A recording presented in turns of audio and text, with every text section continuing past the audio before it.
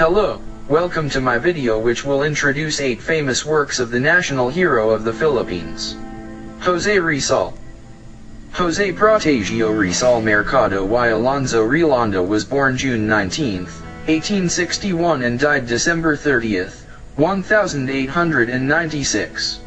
He was a Filipino nationalist and polytheist at the end of the Spanish colonial period of the Philippines. He is called the national hero of the Philippines. An ophthalmologist by profession, Rizal became a writer and was a key member of the Philippine propaganda movement, which advocated political reforms for the Spanish colony. He is also a revolutionary, journalist, visual artist and the author of the novels Nali Mi Tangery and El Filibusterismo, and several poems and essays. He is considered by many to be one of the Philippines' greatest heroes and has been nominated for honor by an officially empowered National Heroes Committee. He was executed by the Spanish colonial government for sedition after the Philippine Revolution, partly inspired by his writings, broke out. Although he was not actively involved in its planning or execution, he ultimately approved of its goals which ultimately led to Philippine independence.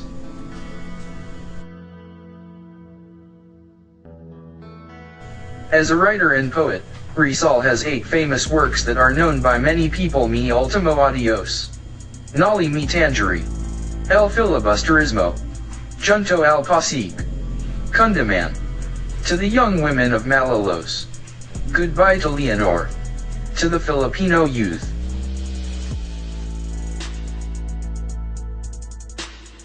Mi Ultimo Adios.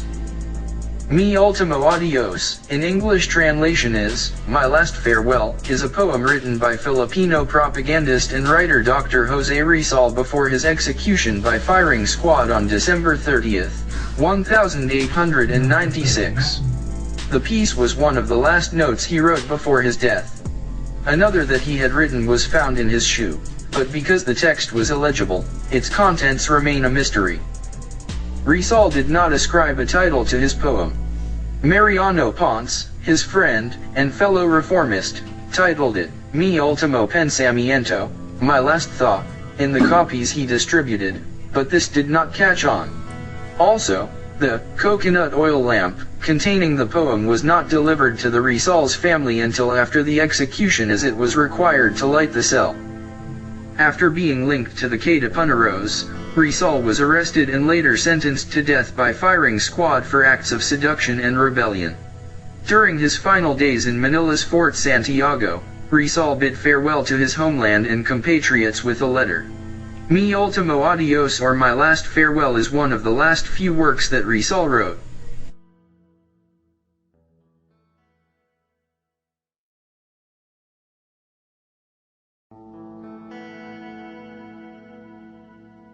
Nali Mi Tangery.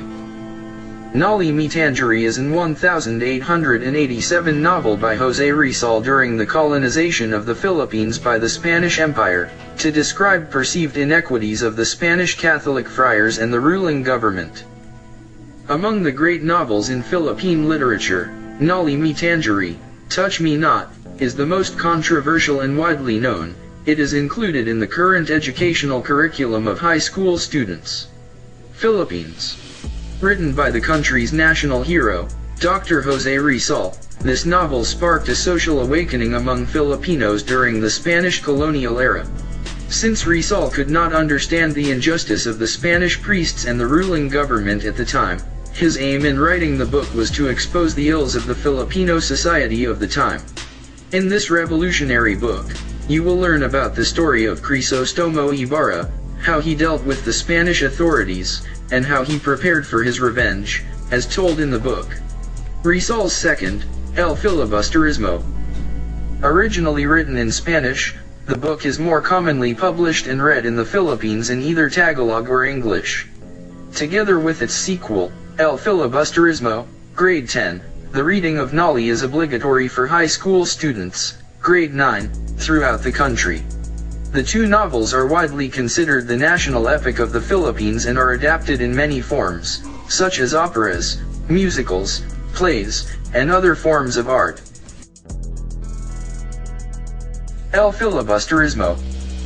This is Rizal's sequel to his first book, Noli Me Tangere. In El Filibusterismo, The Reign of the Greed, the novel presents a dark theme, as opposed to the atmosphere of hope in the first novel, which describes the country's problems and how the characters' reform efforts.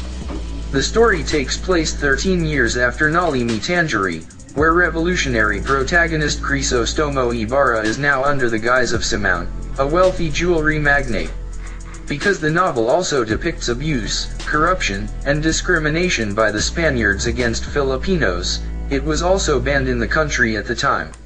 Rizal dedicated her second novel to Gomberza, Filipino priests named Mariano Gomez, Jose Apolinio Burgos, and Jacinto Zamora, who were executed for subversion. Rizal's two novels, now considered his literary masterpieces, both indirectly caused the Philippine Revolution.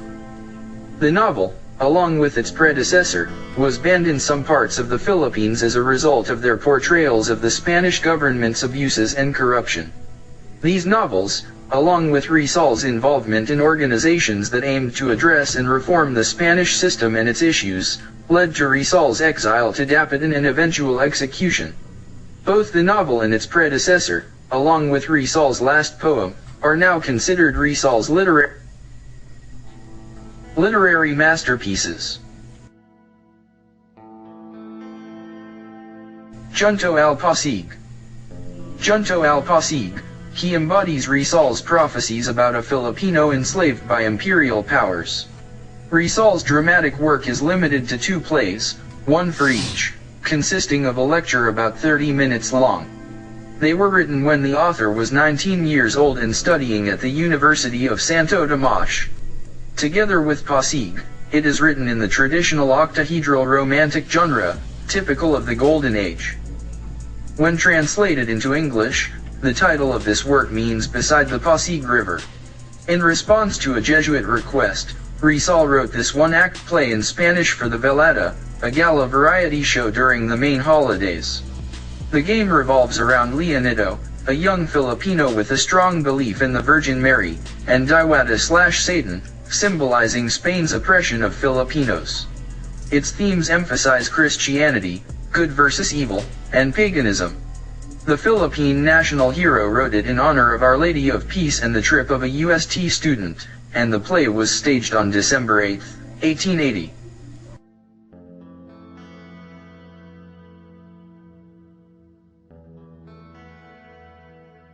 Kundaman. Jose Rizal wrote Kundaman in Tagalog on September 12, 1891. The theme of Rizal's Kundaman is his intense love for his motherland. A traditional Kundaman refers to a love song where a man serenades the woman he loves. To scholars, the word is derived from the Tagalog phrase, kung hindi man, if it shouldn't be, which suggests that people place their trust in a senior who decides to have or not something makes sense to them. But in Rizal's literary work, he wrote a Kundaman to profess his intense love for his homeland. This section reflects his high hopes that one day the Philippines will be free from betrayal and injustice. At the time, the country faced major threats while he was in Europe. And, through this work, he voiced his hopeful thoughts despite being away from the country. A Kundaman is a traditional Filipino love song sang by a young man to serenade the woman of his love. The theme of Rizal's Kundaman was his intense love for his motherland. His words reflected his optimism that the Philippines would be freed from injustice and bondage. This particular Kundaman, however, is not dedicated to a particular maiden but to that one maiden whom the hero fully dedicated his life, that is his country. To the Young Women of Malolos. To the Young Women of Malolos is a letter written by Jose Rizal for the young women of Malolos in 1889. The letter was addressed in the time of political outrage caused by the 20 women who petitioned for a night school to study the Spanish language and be at par with men. Jose Rizal was greatly impressed by the fighting spirit that the young women of Malolos had shown. In his letter, he expresses great joy and satisfaction over the battle they had fought. In this portion of Rizal's letter, it is obvious that his ultimate desire was for women to be offered the same opportunities as those received by men in terms of education. During those days young girls were not sent to school because of the universal notion that they would soon only be taken as wives and stay at home with the children. Rizal, however, emphasizes on freedom of thought and the right to education, which must be granted to both boys and girls alike. Rizal stipulates a number of important points in this portion of his letter to the young women of Malolos. The central idea here, however, is that whatever a mother shows to her children is what the children will become also. If the mother is always kissing the hand of the friars in submission, then her children will grow up to be sycophants and mindless fools who do nothing but do as they are told, even if the very nature of the task would violate their rights as individuals. Goodbye to Leonor. This literary piece gives an insight into the romantic relationship of Rizal and his beloved, Leonor Rivera. The two met when in the province of Dagupan when Rivera was only 13 years old. Rivera's parents were not in favor of their relationship, and though distance separated them, the two kept in touch by sending letters and photographs to each other. Rizal later found out that her lady love would soon tie the knot with Henry Kipping, and the news definitely disheartened him. The lonely, heartbreaking feelings he felt resulted in this melancholic poem. Goodbye to Leonor was written by Rizal for his childhood sweetheart, Leonor Rivera, who was only 13 years old when they met in Dagupan. Despite the distance between them, they tried to stay in touch by sending letters and photographs to one another. But their love affair was strongly disapproved by Leonor's parents. Later on, Leonor, who was Rizal's sweetheart for 11 years, married Henry Kipping, a British railway engineer, who helped build the Manila-Dagupan railway system in 1890. This deeply saddened Rizal, thus this melancholic poem for Leonor.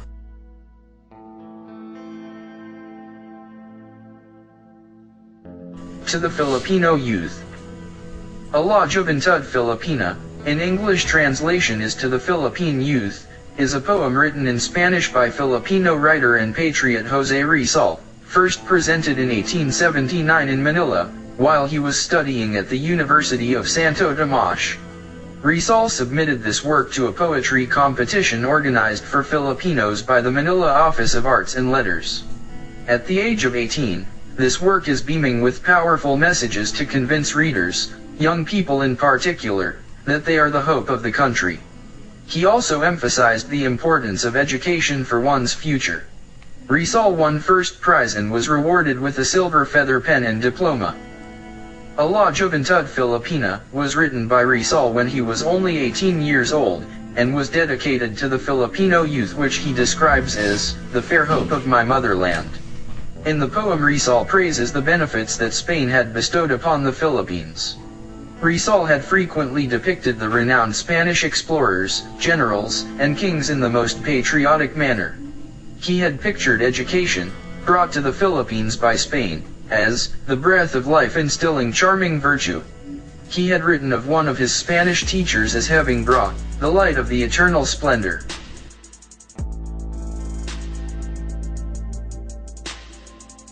For Dr. Jose Rizal, the respected national hero of the Philippines, the pen is greater than the sword.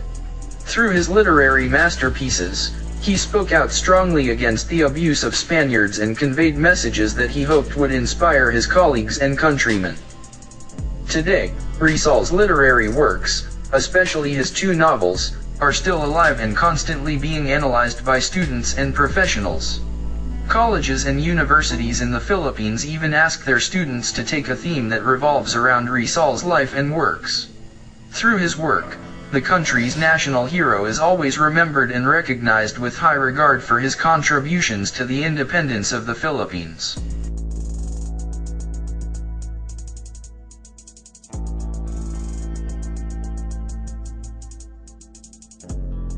Without education and liberty, which are the soil and the son of man, no reform is possible, no measure can give the result desired. Rizal.